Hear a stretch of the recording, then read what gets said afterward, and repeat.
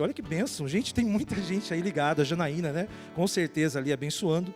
E às vezes a gente acha que está incomodando, mas não, nós estamos sendo bênção, amém? Não nós, porque a gente está compartilhando Jesus, amém? Vamos continuar então, agora com a palavra, né? Nesse momento que a gente pede para que os nossos pensamentos sejam elevados ao Senhor. Uma vez um amigo meu aqui de Campo Grande me falou isso: pastor, fala sempre isso, porque às vezes os nossos pensamentos, eles estão nas coisas do dia a dia. Então eu queria convidar você nessa manhã a elevar os seus pensamentos ao Senhor, amém? Os caminhos do Senhor são mais altos que os nossos caminhos. Se você fizer isso, eu acho que o Espírito Santo vai realmente falar com você, né? Um encontro pessoal com Cristo, amém, gente? Vamos abrir a palavra de Deus no Evangelho de João, capítulo 12, versículos de 17 a 34. Evangelho de João, capítulo 12, versículos... Não, vamos ler do 9 ao 34. Vai ser uma leitura mais longa, mas vamos ficar firmes, né? João, capítulo 12, versículos de 9 a 34. Soube numerosa multidão dos judeus que Jesus estava ali. E lá foram, não só por causa dele, mas porque para verem Lázaro, que ele ressuscitara dentre os mortos. Mas os principais dos sacerdotes resolveram matar também Lázaro, porque muitos dos judeus, por causa dele, por causa de Lázaro estar vivo, por causa dele, voltaram crendo em Jesus. No dia seguinte, a numerosa multidão que viera à festa, que era a Páscoa, tendo ouvido que Jesus estava a caminho de Jerusalém, tomou ramos, palmeiras e saiu ao seu encontro. Você já ouviu falar da festa de ramos? As pessoas jogando ramos assim? Era o que estava acontecendo ali. Eles souberam que Jesus estava lá, começaram a jogar ramos e palmeiras e saiu ao seu encontro. Olha o que eles clamavam: Hosana, bendito que vem em nome do Senhor e que é rei de Israel. Olha o que eles falavam com Jesus entrando em Jerusalém. Interessante isso, né? E Jesus, tendo conseguido um jumentinho, montou-o, segundo o que está escrito lá em Zacarias: não temas, filha de Sião, eis que o teu rei aí vem, montado num filho de jumenta. Versículo 16, seus discípulos a princípio não compreenderam isso. Quando porém Jesus foi glorificado, ou seja, quando Jesus ressuscitou, que eles entenderam. Eles entenderam e se lembraram dessas coisas, estavam escritas a respeito dele e também de que isso lhe fizeram. Versículo 17, dava pois testemunho disto à multidão que estivera com ele, quando chamara a Lázaro do túmulo e o levantara dentre os mortos. Por causa disso, também a multidão lhe saiu ao encontro, pois ouviu que ele fizera este sinal. Ou seja, a multidão estava atrás de Jesus porque eles viram vivo Lázaro, que estava morto dentro de um túmulo, né, que era uma caverna, e Jesus pede para ele sair, ele saiu lá que nem uma múmia. Quando eles ouviram que Lázaro, o defunto, estava vivo do lado de Jesus, todo mundo veio. Porque era quem pode dar vida a um morto. Então as pessoas estavam impactadas. E por causa disso, versículo 18, também a multidão lhe saiu ao encontro, pois ouviu que ele fizera este sinal. De sorte que os fariseus disseram: vede que nada aproveitais, eis aí vai o mundo após dele. Ou seja, nada do que a gente está fazendo adianta. Olha só o tanto de gente que está atrás de Jesus. Versículo 20, ora, entre os que subiram para adorar essa festa também havia os gregos, tinha outras pessoas ali na Páscoa, né, na festa, judeus gregos. Estes, pois, se dirigiram a Filipe, que era de Betsaida, da Galileia, e rogaram: queremos ver Jesus. Filipe foi dizê-lo a André e Filipe comunicaram a Jesus, respondendo: Jesus, é chegada a hora de ser glorificado o Filho do Homem. Versículo 24, em verdade vos digo, se o grão de trigo caindo na terra não morrer, fica ele só, mas se morrer, produz muito fruto. Quem ama a sua vida, perde-a, mas aquele que odeia a sua vida neste mundo, preservá-la-á para a eternidade. Está terminando, gente. Versículo 26. Se alguém me serve, siga-me, e onde eu estou, ali estará também o meu servo, e se alguém me servir, o Pai o honrará. Agora está angustiada a minha alma, e o que eu lhe direi? Pai, salva-me desta hora, mas precisamente com este propósito vim para esta hora. Pai, glorifica o teu nome. Então veio uma voz do céu e disse: eu já glorifiquei e ainda o glorificarei. Essa voz apareceu do nada. 29, a multidão, pois, estava ali, tendo ouvido a voz, dizia ter ouvido um trovão. Foi um trovão. Outros diziam: foi um anjo que lhe falou. Então explicou Jesus: não foi por mim que veio essa voz, e sim por vossa causa. Chegou o momento de ser julgado este mundo, e agora o seu príncipe será expulso. E eu, quando for levantado da terra, atrairei todos a mim mesmo. Isto dizia, significando de que gênero de morte estava para morrer. Replicou-lhe, pois, a multidão. Olha o que a multidão repete para Jesus quando Jesus falou que ele ia morrer. É crucificado ainda, né? Porque quando fala que alguém foi levantado, gente, Jesus estava dizendo assim, olha só, gente, eu vou ser crucificado. Crucificado era uma pena de morte para assassinos. Ou seja, Jesus está falando, eu vou ser crucificado. As pessoas não entendem nada e perguntam para Jesus, nós temos ouvido da lei que o Cristo permanece para sempre. Como dizes tu ser necessário que o Filho do Homem seja levantado? Quem é esse Filho do Homem? Termina assim esse texto com essa pergunta. Senhor, em nome de Jesus, que a gente compreenda, Pai, o verdadeiro sentido, Senhor Deus, desse texto que está em João, Pai. Que a gente nesta manhã seja desafiado, Pai, a ouvir a Tua voz. Nós queremos elevar a nossa mente, o nosso pensamento ao Senhor, em nome de Jesus. Amém e amém. Esse texto, gente, narrado por João, e você pode acender as luzes, viu, gente? Porque senão o pessoal fica com sono aqui, né? A gente é domingo de manhã, soninho, né? Penumbra, então vamos acender a luz. Esse é um dos momentos mais emblemáticos de Jesus, do ministério dele, pelo menos para as pessoas. Né? Talvez para Jesus, né, pelo assunto que ele lidou ali, talvez não fosse o momento mais ápice para Cristo, mas para as pessoas eram, porque elas estavam fazendo uma maior festa. Na verdade, elas estavam dizendo assim, Jesus, agora é a hora de Jesus. O povo estava realmente com Jesus na boca, sabe? Assim, Jesus estava na boca do povo. Estava todo mundo falando de Jesus. Que poder, né, uma pessoa tem que ela pode ressuscitar alguém como Lázaro. Aquilo foi impactante demais. Jesus é muito poderoso, ele trouxe alguém à vida, e não foi a única pessoa. A filha de Jairo também, Jesus já havia feito essa questão de ressuscitar pessoas. Lázaro não foi o único, mas eu queria que você entendesse que esse texto estava num momento em que Jesus estava na Páscoa, ele ia ser crucificado dentro de alguns dias, talvez uns 4 dias Jesus ia ser morto. Ninguém sabia disso, só Jesus. E as pessoas trataram Jesus como um rei. Mas como assim, pastor? Um rei andando de jumentinho, né? Parece que você fica pensando, né? Nossa, um presidente da república de Fusca. Não era melhor uma limusine, não era melhor um cavalo branco, né? Porque ele era um rei. Mas o costume daquela época era que os reis, eles antes de serem coroados, eles fossem montados num jumentinho, não é nem num jumento. Eu estava no Pantanal semana passada, e eu tive a alegria de ver uma comitiva. Era um monte de gente, uns chapéu de pirata, uns caras, são os pantaneiros, eu acho, ali. Gente, é que vocês estão acostumados, mas eu não, eu nunca vi isso. Aquela poeirada, um monte de boi, e eu passando do lado do carro, falei, é agora que vai dar uma chifrada aqui no carro do Asaf, né? Eu estava de carona. E daí, eles estão numas mulas, né? E depois eu vi que mais para frente tinham outras mulas, que eles acham que me explicaram que eles usam para não cansar o animal. Então dá a impressão que Jesus estava que nem um pantaneiro, num jumentinho, mas não. Naquela época os reis eles andavam de jumento antes da coroação. É mais ou menos isso. Você é humilde, você está indo para ser coroado, então você é humilde, você anda no firinho mas é a última vez que o rei ia andar de jumento. Ele era como se um homem ia virar agora quase um deus, um rei. Então aí ele ia ser coroado. E depois você só ia ver o rei em cima de um cavalo branco. Mas Jesus entrou em Jerusalém com um jumentinho. E as pessoas gritando, esse é o rei, e jogava as coisas, agora vai. Era isso que o povo estava falando, agora vai, Jesus vai derrotar os romanos, agora Jesus vai se manifestar, Jesus vai realmente fazer a coisa acontecer. Até os fariseus estavam dizendo que eram os inimigos de Jesus, olha só, tudo que a gente faz contra esse homem, e as pessoas ainda vão atrás dele, não tem jeito, vamos matar Lázaro. Sabe o que eles decidiram? Não tem jeito, a gente vai ter que matar Jesus. Às vezes tem umas coisas tão boas na humanidade, às vezes tem coisas que são tão belas que as pessoas querem destruir. E Jesus não foi diferente disso. Ele veio para os seus e os seus não o receberam. Mas aquele povo estava com uma esperança frustrada. Não sei vocês, mas eu já tive esperança frustrada. Sabe aquela expectativa que você tem que não acontece? E eu acho que eu posso dizer isso porque parece que é uma pergunta retórica para 2020, porque tem gente que está dizendo que expectativa zero de 2020. Tem gente que falou que o seu aniversário nesse ano, as mulheres vão gostar disso, né? Viu, mulherada? Vocês não precisam comemorar aniversário em 2020. Porque está tão ruim esse ano que você vai ficar na mesma idade. Isso não é bom? Você vai ficar na mesma idade. Porque parece que 2020 não existe, está ruim a coisa. Pode apagar, né?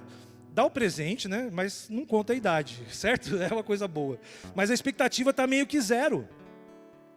Para muitas pessoas é quase impossível planejar algo a curto, médio prazo. Está difícil, você não consegue. Você pensa alguma coisa, dá um problema.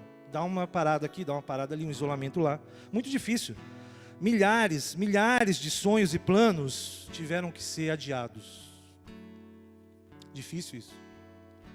Lá em Provérbios 13, 12 fala assim, ó, a esperança que se adia faz adoecer o coração. Ou seja, quando você quer uma coisa e não acontece, seu coração fica doente. Ansiedade. Vocês estão comigo, gente? Vocês concordam isso? É o que está acontecendo por aí. Talvez a nossa geração seja lembrada como a geração dos corações partidos.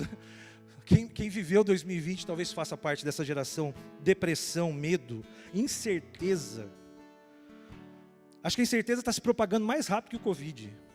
E agora, o meu negócio, meus estudos. Ontem eu estava orando com uma estudante que estudava no Paraguai, agora veio para o Brasil, trouxe as coisas, será que vai estudar aqui? Está todo mundo assim, com algum problema na sua esfera de situação. Se a gente pensar bem, essa frustração acompanha o ser humano desde que ele nasceu. Se você ler a Bíblia, capítulo 1 e 2, se não tivesse uma frustração ali, se o homem não tivesse obedecido a Deus, a Bíblia inteira seria Gênesis 1 e 2. Deus criou todas as coisas, o homem, e ficou tudo bem, né? O homem desobedeceu. Ia ser só Gênesis 1 e 2 a Bíblia. Mas a verdade é que a nossa humanidade, traz a frustração, né, como essência da vida. Talvez para você entender o que é felicidade, você precise passar por sofrimento. Gente, que complicado que é isso. Por isso que eles estavam perguntando no final do texto, mas quem que então, se o Senhor vai morrer, Jesus, quem é o Filho do Homem? Por isso que eu estou falando, eu queria que você colocasse ali o cartaz de hoje, se puder ali no Data Show. Essa indagação dele, né, do versículo 34, ele fala, replicou-lhe, pois, a multidão. Olha o que a multidão pergunta. A pergunta que não quer calar. Nós temos ouvido na lei que o Cristo permanece para sempre. E como dizes tu ser necessário que o Filho do Homem seja levantado? Quem é esse Filho do Homem? As pessoas querem saber quem é, então, o Messias. Se o Senhor vai morrer, o Senhor está dizendo que você vai ser levantado. A gente está aqui coroando você rei. E você vem para nós no finalzinho da história e fala, eu vou ser crucificado. Gente, bota expectativa frustrada nisso.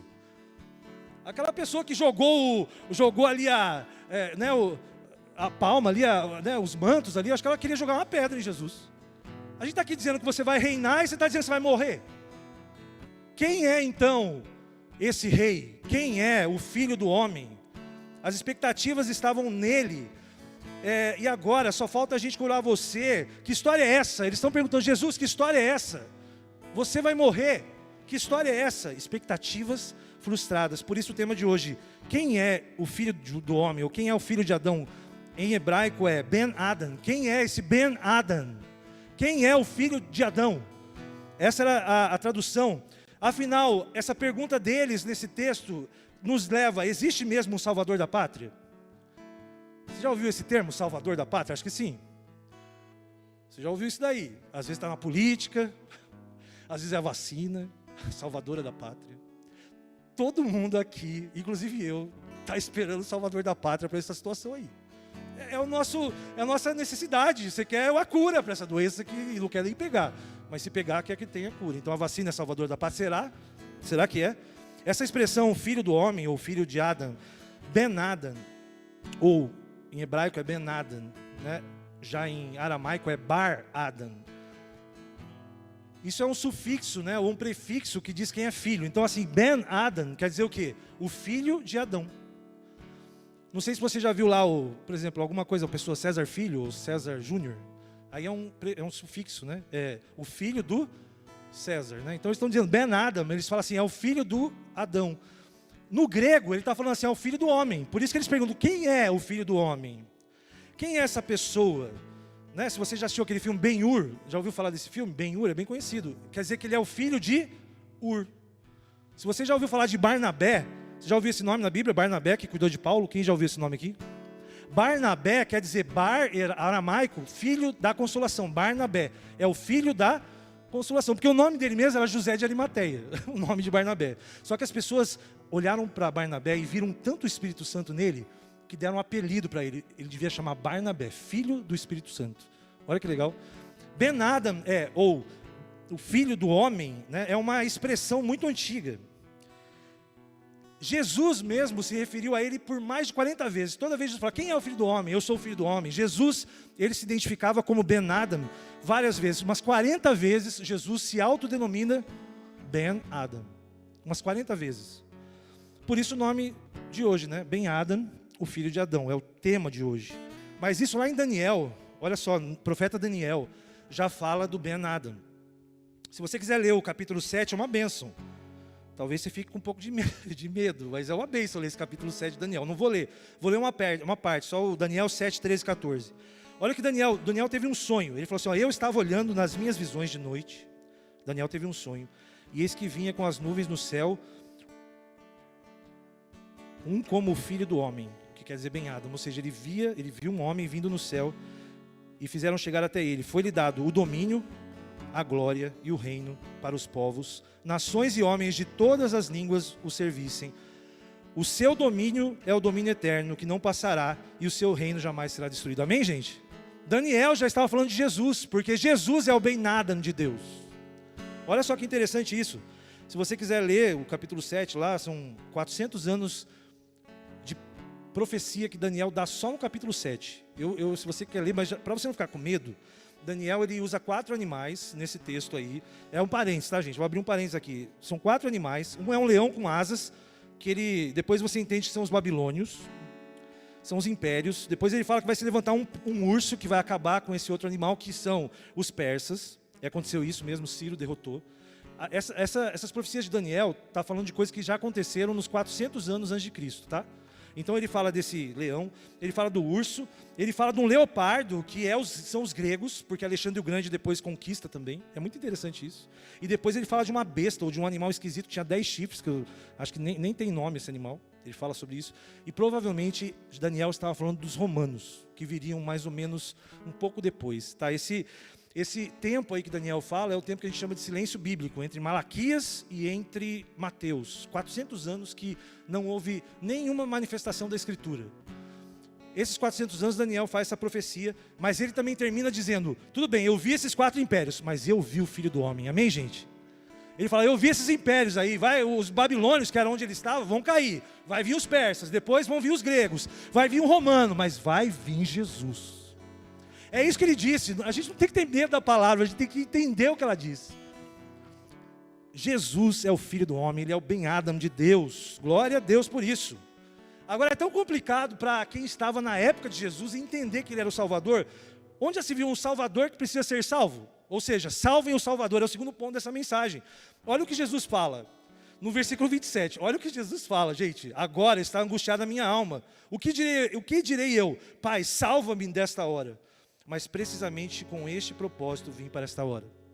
Jesus, ele estava, pasmem, com medo. Jesus, ele estava angustiado. Porque Jesus, ele também era homem. Jesus estava entre nós. Só que ele era Deus, e ele sabia o que ia acontecer naquele final de semana. Ele ia ser crucificado. Você já imaginou, se você pudesse imaginar a sua morte daqui a uns 2 dias? Você já imaginou o que você sentia como ser humano? Eu ia ficar angustiado, você não ia não? Eu ia ficar angustiado se alguém mostrasse para mim a minha morte. E Jesus sabia o que ia acontecer com ele. E daí ele fala, será que eu vou pedir, Deus me salva?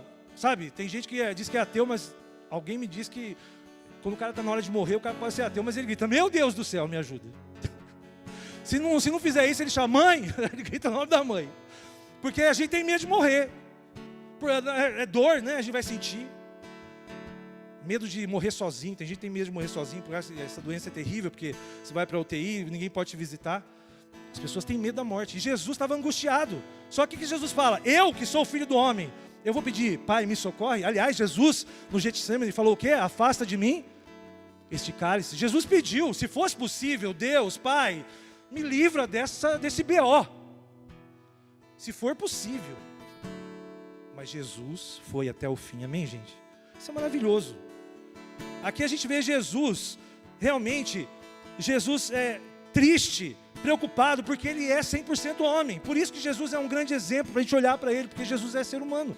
Jesus encarnou. Jesus é Deus entre nós. Amém, gente? Jesus provavelmente perdeu o pai dele, sabia? Porque na crucificação, ele pega e fala assim para João: João, esse aqui é sua mãe Maria, Maria, esse aqui é o seu filho. Quer dizer que José já tinha morrido. O pai de Jesus na terra, que era o carpinteiro, que cuidou de Jesus desde criança, provavelmente Maria era viúva, provavelmente. Jesus passou pelo luto, pela tristeza. Lázaro, que estava aqui com ele, Jesus chorou, Jesus viu a tristeza, e fala na Bíblia, se você ler a história de Lázaro, Jesus vê ele morto, vê as irmãs dele chorando. As irmãs disseram para Jesus: Jesus, se o senhor estivesse aqui, o meu irmão não tinha morrido. Uma vez eu estava num velório de um menino que se jogou da janela da casa dele lá em Londrina. Eu conhecia bem a irmã dele, conhecia pessoalmente. E ele se jogou num dos bairros mais ricos de Londrina. Ele se jogou da janela. Um jovem, tinha uns 16 anos. O padre, porque eles eram católicos, foi no enterro. E eu nunca me esqueci daquela palavra daquele padre. Ele falou assim: Jesus, se o senhor estivesse nessa casa, esse menino não tinha morrido. Você já pensou isso? Se Jesus não estivesse na sua casa, talvez coisas terríveis pudessem ter acontecido. Jesus, ele realmente passou por situações muito difíceis. Ele chorava, ele também ficou irado. Jesus era ser humano. Quando ele viu aquele monte de gente vendendo coisas na igreja, ele foi lá e chutou tudo. Jesus chutou literalmente o pau da barraca. Todo mundo, sabe, sendo expulso dali. Jesus estava irado, mas a palavra de Deus fala: irai-vos, mas não pequeis. Jesus não pecou, Jesus estava sendo justo, porque a casa é do pai dele. Não tinha que ninguém estar usando a igreja para vender coisa, não. Quantas igrejas hoje iam receber alguns chutes de Jesus? Porque usam a igreja para isso. Quantas pessoas não iam ser enxotadas? Porque usam a casa de Deus para ganhar as coisas. Quantas pessoas? Jesus se compadeceu de muitas pessoas. E quando a sua própria morte estava perto, ele estava com angústia, gente. Ele estava com tristeza. É a humanidade de Cristo. Aflorou o medo. Sabe, a gente tem medo, você tem medo. Você é humano, eu sou humano.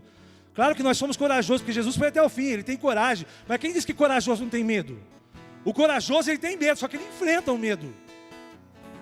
E por isso que a palavra de Deus fala: seja forte, tenha bom ânimo, seja corajoso. Porque medo a gente tem, mas vamos enfrentar. Chorou lágrimas de sangue. Olha só, Jesus sabia que ele ia verter sangue. Ele já começou chorando no Getsêmani. Vai vendo, vai lembrando disso aí, ó. Jesus no Getsêmani, pedindo para afastar o cálice, e doeu tanto, era tanta dor. Dizem que existe uma doença, que é como se você tivesse as suas entranhas estourando, e foi tão difícil que Jesus suou sangue no Getsêmani. Quando ele estava orando por mim, por você, por ele, Jesus suou sangue. Imagina, depois disso ele é preso, ele é chicoteado com flagelo romano. Não sei se já ouviu falar do flagelo romano, mas é o chicote que eles torturavam as pessoas. O flagelo romano era um chicote com 8 coisas de couro. Tem aqui gente que gosta de construir rede, né, tal, que tá aí. Olha só esse negócio com couro, olha só, Godoy, vai vendo isso daí. É um chicote com 8 coisas de couro. Na ponta de cada uma dessas extremidades tinha um osso de cordeiro ou um negócio cortante. Então a pessoa chicoteava, e era 40 vezes mais um pouco. Dizem que Jesus levou 80 dessas. Pegava nas costas, grudava aquelas 8 coisas e puxava a pele. Olha só, gente. Quem que ia suportar um negócio desse? Que terror, cara. Injustamente, ele estava ali preso, e aí pegava na cara. Gente, que tristeza. Os caras pegam uma coroa de espinho e cravam na cabeça de Jesus. Aquilo rasga o couro, a testa, sangra. Jesus sangrou até dizer chega. As pessoas na Via Cruz ainda davam tapa, cuspiam em Jesus. Teve gente que, como o flagelo arrancou pedaço da carne, arrancou a barba de Jesus, com pele e tudo. Olha o que Jesus passou. Quem que não ia ficar angustiado disso? Arrancar uma barba com pele e tudo. Jesus estava se desfazendo, e aquele rastro de sangue na Vila Dolorosa. Aliás, a Via Cruz é chamada Via Dolorosa por quê? Porque Jesus sofreu e sangrou até a cruz, pelas ruas da cidade, até o Gólgota. Chegaram lá e ainda pregaram as mãos dele naquela cruz, os pés de Jesus. Sangue que foi vertido por você e por mim. Sangue, quanto sangue? Eu acho que Jesus tinha mais sangue que um ser humano comum. E os estudiosos dizem que nesse dia que Jesus foi levado na cruz, era o dia que o sacerdote estava sacrificando os bois que as pessoas traziam lá, os bezerros, na hora do sacrifício. Jesus estava sangrando e os bois sangrando. E o sangue do boi que sacrificava para perdoar os pecados, o sangue do boi ele enchia um lugar e ia sendo distribuído. Enquanto Jesus sangrava, os sacrifícios estavam sendo feitos. Enquanto os cordeiros eram sacrificados, o Cordeiro Santo que tira o pecado do mundo era sacrificado junto. Nesse mesmo momento, é tão perfeito, mas tão doloroso. A cruz parece que é uma, né? A cruz é a nossa, porque a gente olha para a cruz e ela está vazia, amém, gente? Amém, povo? Você podia aplaudir a Jesus por isso? Porque a cruz está vazia. Eu só estou falando hoje para você lembrar quem é o Ben Adam de Deus. Pra você lembrar o que ele passou por você. Pra você não esquecer disso. O cara ainda enfiou uma lança para acabar de vez. E essa lança romana é uma lança que ela matava cavalo. Aquela lança, sabe que tem naqueles filmes que os caras descem aquela lança comprida assim? Jesus estava na cruz e foi levantado. Por isso que Jesus falou, você crucificado. E todo mundo falou, como assim? Você não é o Cristo, você não é Jesus? Você vai ser crucificado? Não tem graça, que história é essa? Então você não é o Messias, quem é? É isso que as pessoas estavam falando no texto de hoje. Se o senhor está dizendo que vai morrer, e olha que ele sabia como ele ia morrer. O romano pega e enfia aquela estaca. Dizem que, como foi na diagonal, começou rasgando as vísceras de Jesus e perfurou o coração dele até quase. De lado assim. Depois de tudo isso, Jesus fala o quê? Pai, perdoa, porque eles não sabem o que eles fazem. E Jesus falou, está consumado.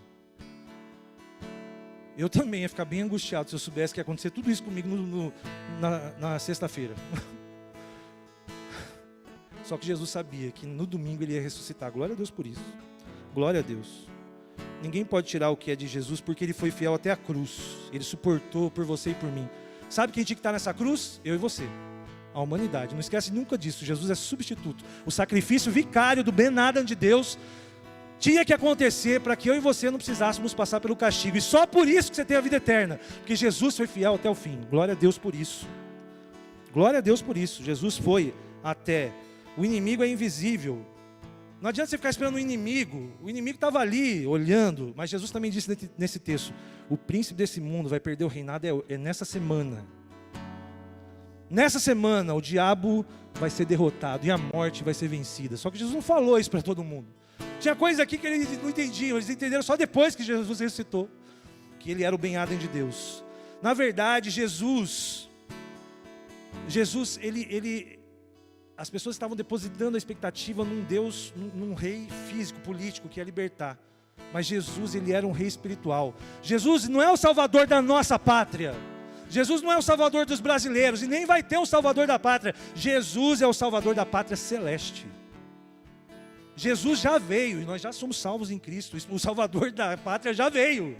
E se você ficar esperando por uma pessoa ou por uma vacina, pode ser que as suas expectativas sejam frustradas. Porque o Filho de Deus é a salvação de Deus para o mundo. Amém? É o último ponto aqui, estou encerrando. E a resposta dessa pergunta, né? Pastor, mas quem que é o Ben Adam? Quem que é o Filho do Homem? O próprio Jesus, gente, o próprio Jesus, ele é muito interessante, ele perguntou para os discípulos, lá em Mateus 16, olha o que ele perguntou para os seus discípulos, Mateus 16, 13. Indo Jesus para os lados de Cesareia de Filipe, perguntou aos seus discípulos, quem diz o povo ser o Filho do Homem? Jesus queria saber o que o povo estava dizendo dele. Ele falou, quem é o Ben Adam para o povo aí? Você pode me dizer? Jesus estava querendo... E olha só, a resposta de Pedro, Pedro responde essa pergunta. E essa é a resposta que deve nos esclarecer nessa manhã, quem é o Ben Adam de Deus?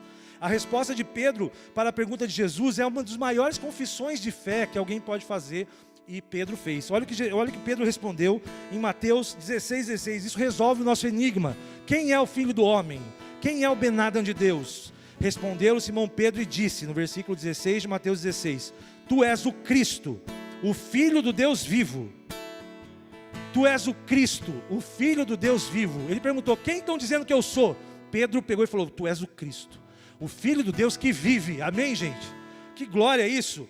Então Jesus afirmou, bem-aventurado é você, Pedro, Bar-Jonas, né? Ou seja, filho de Jonas, né? Bar-Jonas, Pedro Bar-Jonas, bem-aventurado, porque não foi carne ou sangue, ou seja, não foi você que falou, mas meu Pai que está no céu usou a sua boca para dizer isso.